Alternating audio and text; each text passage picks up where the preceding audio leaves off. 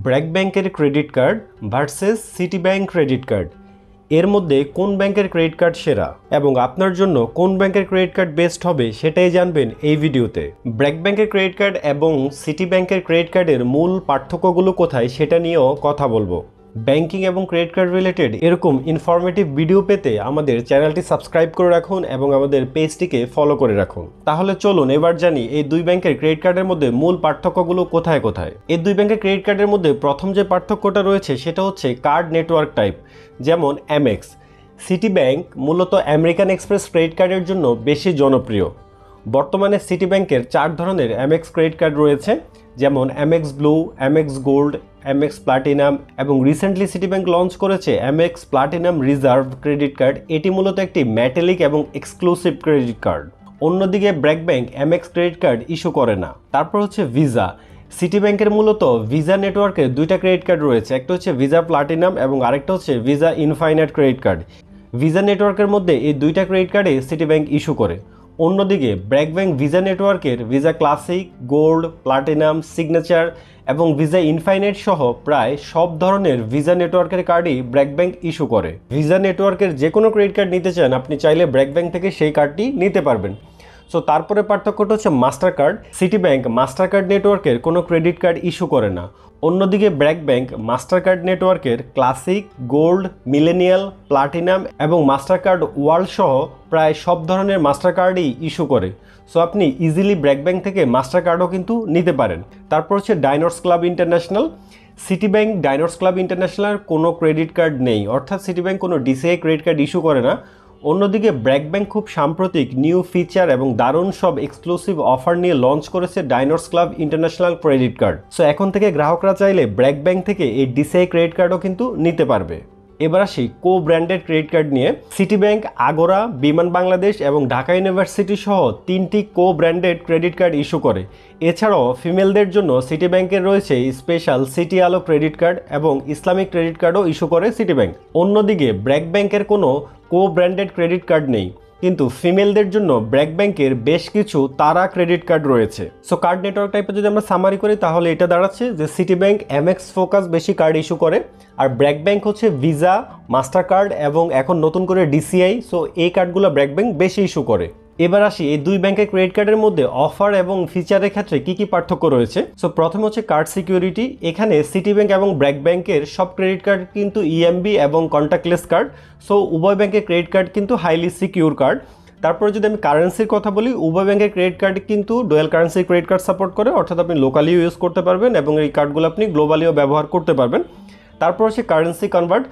এটা উভয় ব্যাংকে ক্রেডিট কার্ডে এখন কিন্তু কোনো কারেন্সি কনভার্টের প্রয়োজন নেই, সবগুলোর কার্ডেই কিন্তু এখন গ্লোবাল লিমিট। আমি এটাকে একটু ডিটেলে বলতে যাচ্ছি। এটা হচ্ছে অনেক ব্যাংকের ক্রেডিট কার্ড যেগুলো ডুয়েল কারেন্সি হয়, সেটির ক্ষেত্রে আপনি যদি দেশের বাইরে ডলারে বা অন্য কারেন্সিতে খরচ করতে চান তাহলে টাকা থেকে প্রথমে সেটাকে ডলারে কনভার্ট করতে হয়, তারপর আপনি ডলারে খরচ করতে পারবেন। আবার খরচ করা শেষ হলে আপনার ডলার পার্ট থেকে আবার বিডিটি পার্টে কনভার্ট করতে হয়। সেক্ষেত্রে আপনার ট্রানজ্যাকশন করার পরে আপনাকে বিডিটি ট্রানজ্যাকশনের জন্য বিল আলাদা পাঠানো হয় এবং ইউএসডি ট্রানজ্যাকশনের জন্য আলাদা বিল পাঠানো হয়। কিন্তু এই গ্লোবাল লিমিটের ক্ষেত্রে যেটা হয়, আপনি যেই কারেন্সিতে খরচ করেন না কেন, হয়তো আপনি বাংলা টাকায় করেছেন, আপনি ডলারে করেছেন, আপনি রুপিতে করেছেন, আপনি জিবিপিতে করেছেন, হোয়াট এভার, আপনার বিল অলওয়েজ বাংলা টাকায় আপনাকে পাঠানো হবে এবং আপনি অলওয়েজ বিডিটিতেই পেমেন্ট করবেন।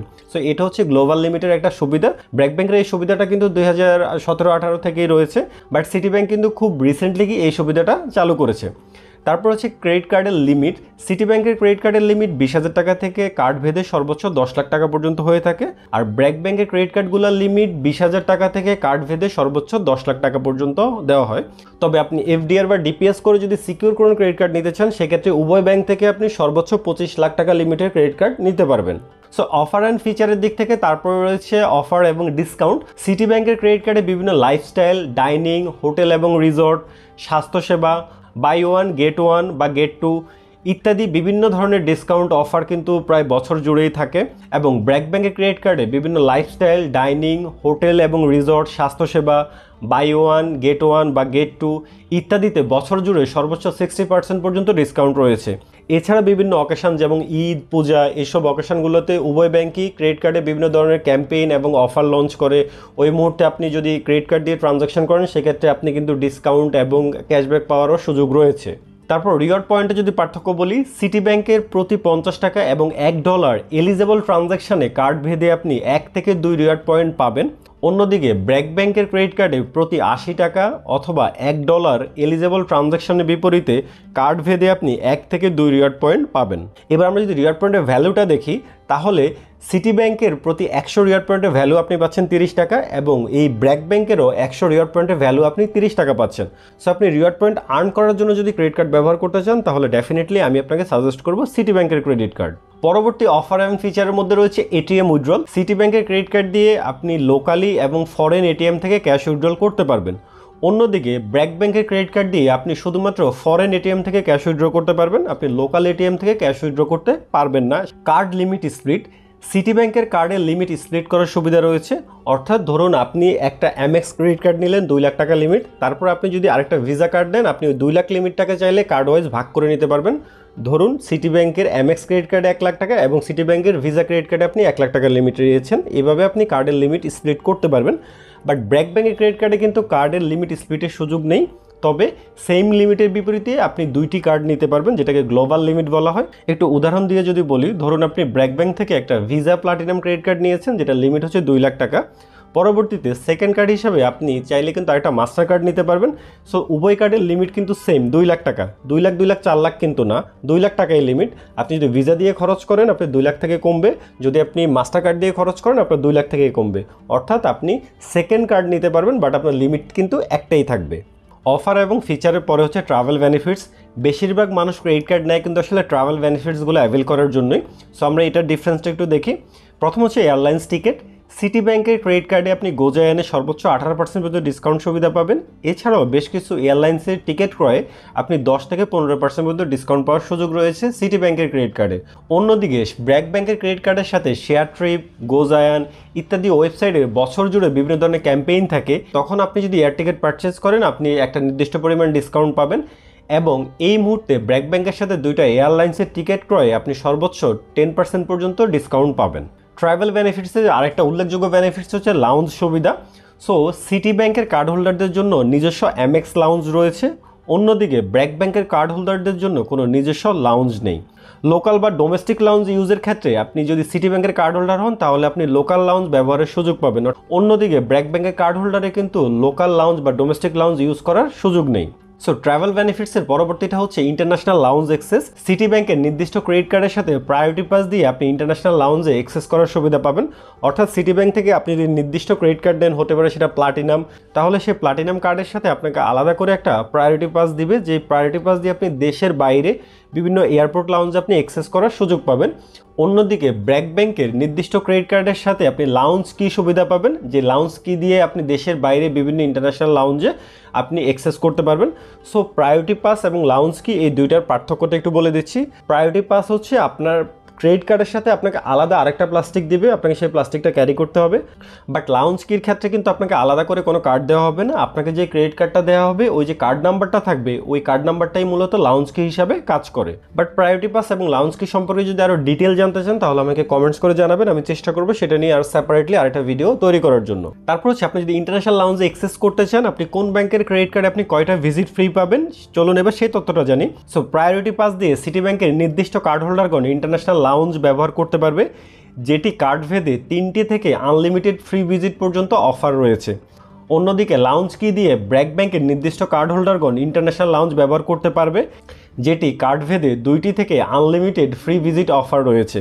তারপর যদি মিট অ্যান্ড গ্রিট সার্ভিসের কথা বলি, তাহলে সিটি ব্যাংকের নির্দিষ্ট কার্ডের সাথে আপনি মিট অ্যান্ড গ্রিট সার্ভিস সুবিধা পাবেন এবং ব্র্যাক ব্যাংকেরও নির্দিষ্ট কার্ডের সাথে আপনি মিট অ্যান্ড গ্রিট সুবিধা পাবেন। এটা সব কার্ডের জন্য এই সুবিধা না, এটা নির্দিষ্ট কিছু কার্ডের জন্য উভয় ব্যাংকেরই। তারপরে দুই ব্যাংকের সবচেয়ে ইম্পর্টেন্ট যে পার্থক্যর জায়গাটা হচ্ছে সেটা হচ্ছে ফিজ অ্যান্ড চার্জ। তাহলে চলুন ব্র্যাক ব্যাংক এবং সিটি ব্যাংকের ফিজ অ্যান্ড চার্জের কী কী ডিফারেন্স রয়েছে এবার সেটা দেখি। সো প্রথম হচ্ছে কার্ডের অ্যানুয়াল ফি।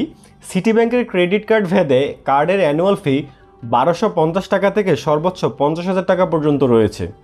অন্যদিকে ব্র্যাক ব্যাংকের কার্ডের অ্যানুয়াল ফি কার্ড ভেদে মিনিমাম 1500 টাকা থেকে সর্বোচ্চ 15,000 টাকা পর্যন্ত রয়েছে। তারপরে হচ্ছে অ্যানুয়াল ফি ফ্রি ক্যাম্পেইন। বিভিন্ন সময়ে সিটি ব্যাংকের কার্ডে অ্যানুয়াল ফি ফ্রি ক্যাম্পেইন করে, তখন যদি আপনি ক্রেডিট কার্ড নেন তাহলে নির্দিষ্ট সময় পর্যন্ত আপনি অ্যানুয়াল ফি ছাড়াই ক্রেডিট কার্ড ব্যবহার করতে পারবেন। এবং ব্র্যাক ব্যাংকের ক্ষেত্রেও সেম, বিভিন্ন সময় ব্র্যাক ব্যাংক বিভিন্ন ধরনের ক্যাম্পেইন বা বিভিন্ন স্পেন্ডিং ক্যাম্পেইন অফার করে। সো আপনি যে ব্যাংক থেকে ক্রেডিট কার্ড নেন না কেন, নেওয়ার আগে আপনি এই ডিটেলসটা ভালোভাবে জেনে নেবেন যে কোনো অফার বা কোনো ক্যাম্পেইন রয়েছে কিনা। তারপর হচ্ছে কার্ডের ইন্টারেস্ট রেট। সিটি ব্যাংকের ক্রেডিট কার্ডের বাৎসরিক ইন্টারেস্ট রেট কার্ড এবং কাস্টমার সেগমেন্ট ভেদে 12.99 থেকে 25% পর্যন্ত চার্জ হয়। অন্যদিকে ব্র্যাক ব্যাংকের ক্রেডিট কার্ডে বাৎসরিক ইন্টারেস্ট কাস্টমার সেগমেন্ট ভেদে 22 থেকে 25% পর্যন্ত হয়।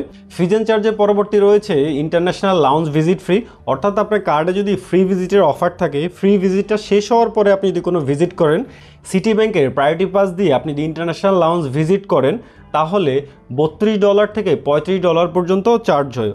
সো ব্র্যাক ব্যাংকের কার্ডে হচ্ছে আপনি যদি লাউঞ্জ কি দিয়ে আপনার ফ্রি ভিজিট শেষ হওয়ার পরে কোনো ভিজিট করেন তাহলে প্রতি ভিজিটে আপনার $29 করে চার্জ হবে। সো ব্র্যাক ব্যাংকের চার্জটা কিন্তু এই ক্ষেত্রে সিটি ব্যাংক থেকে কম। তারপর হচ্ছে ওয়ালেট ট্রান্সফার, যেটা এই মুহূর্তে সবচেয়ে জনপ্রিয়, অর্থাৎ ক্রেডিট কার্ড থেকে আপনার বিকাশ ওয়ালেটে যদি টাকা নেন সেক্ষেত্রে সিটি ব্যাংকের যদি আপনি সিটি টাচ অ্যাপে ঢুকে ক্রেডিট কার্ড থেকে বিকাশ, রকেট, নগদ ইত্যাদি ওয়ালেটে ফান্ড ট্রান্সফার করেন তাহলে চার্জ হবে $100 অথবা 2%, যেটা বেশি হয় সেটা চার্জ হবে।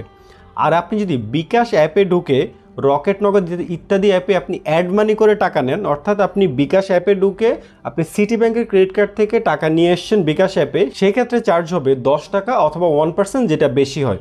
তাহলে এই বেশি চার্জটা এড়ানোর জন্য আপনারা সবসময় যেটা করবেন, আপনার যদি ক্রেডিট কার্ড থেকে বিকাশে টাকা নেওয়ার প্রয়োজন হয় আপনি অবশ্যই বিকাশ অ্যাপে ঢুকে সিটি ব্যাংকের ক্রেডিট কার্ড থেকে অ্যাড মানি করবেন। অন্যদিকে ব্র্যাক ব্যাংকের ক্রেডিট কার্ডে আপনি যেভাবেই ট্রানজ্যাকশন করেন না কেন আপনার 1.5% চার্জ হবে, অর্থাৎ আপনি যদি ব্র্যাক ব্যাংকের যে আস্থা অ্যাপ রয়েছে সেই অ্যাপে ঢুকে আপনার ক্রেডিট কার্ড থেকে বিকাশের ফান্ড ট্রান্সফার করেন, সেক্ষেত্রে যে অ্যামাউন্টটা ট্রান্সফার করবেন সেটার উপরে 1.5% চার্জ হবে, সাথে ভ্যাট চার্জ হবে। অথবা আপনি যদি বিকাশে ঢুকে আপনি ব্র্যাক ব্যাংক ক্রেডিট কার্ড থেকে অ্যাড মানি করে টাকা নেন সেক্ষেত্রেও কিন্তু আপনি 1.5%ই চার্জ হবে। এবার আসে আরেকটা পার্ট, যেটা হচ্ছে কার্ড কাস্টমার সার্ভিস। একটা ক্রেডিট কার্ড নেওয়ার পরে ক্রেডিট কার্ডে কিন্তু প্রতিনিয়ত আমাদের কিন্তু অনেক কোয়েরিজ থাকে, আমার রিকোয়েস্ট থাকে, কমপ্লেইন থাকে, সেটার জন্য কিন্তু আমাদের কল সেন্টার, ব্রাঞ্চ বিভিন্নভাবে আপনাকে কিন্তু কমিউনিকেট করতে হয় ব্যাংকের সাথে। বাট সবচেয়ে সহজ উপায়ে কমিউনিকেশন কিন্তু এখন সবাই প্রেফার করে, অর্থাৎ কার্ডের একটা প্রবলেম হলে কত ইজিলি সেটা সলভ করা যায়।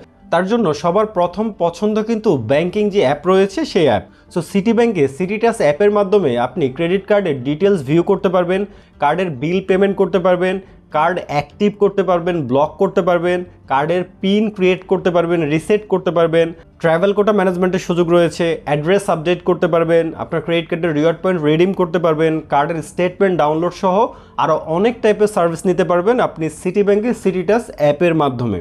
অন্যদিকে ব্র্যাক ব্যাংকের আস্থা অ্যাপের মাধ্যমে আপনি কার্ডের ডিটেলস ভিউ করতে পারবেন, কার্ড অ্যাক্টিভ ব্লক করতে পারবেন, নতুন পিন ক্রিয়েট করতে পারবেন, পিন রিসেট করতে পারবেন, যদি পিন ভুলে যান সেক্ষেত্রে আপনি ফরগট পিন করতে পারবেন, আপনার ট্রাভেল কোটা আপনি অন অফ করতে পারবেন, আপনি কত ডলার এন্ডোর্স করেছেন, আপনি কত খরচ করেছেন, কত অ্যাভেলেবেল আছে সেটাও দেখতে পারবেন, আপনার ক্রেডিট কার্ডে বিল পেমেন্ট করতে পারবেন, আপনার ই কমার্স পার্ট যেটা রয়েছে ফরেন ই কমার্স সেটা অন অফ করতে পারবেন, আপনার রিওয়ার্ড পয়েন্ট কত আর্ন করেছেন সেটা দেখতে পারবেন, আপনি রিওয়ার্ড পয়েন্ট রিডিম করতে পারবেন আস্থা অ্যাপের মাধ্যমে, এবং আপনার ক্রেডিট কার্ড স্টেটমেন্ট ডাউনলোড করতে পারবেন, এবং আস্থা অ্যাপের মাধ্যমে আপনি ক্রেডিট কার্ডের ইএমআই ক্রিয়েট করতে পারবেন, অর্থাৎ আপনার প্রিভিয়াস কোনো একটা ট্রানজ্যাকশনকে আপনি ইএমআইতে কনভার্ট করতে পারবেন।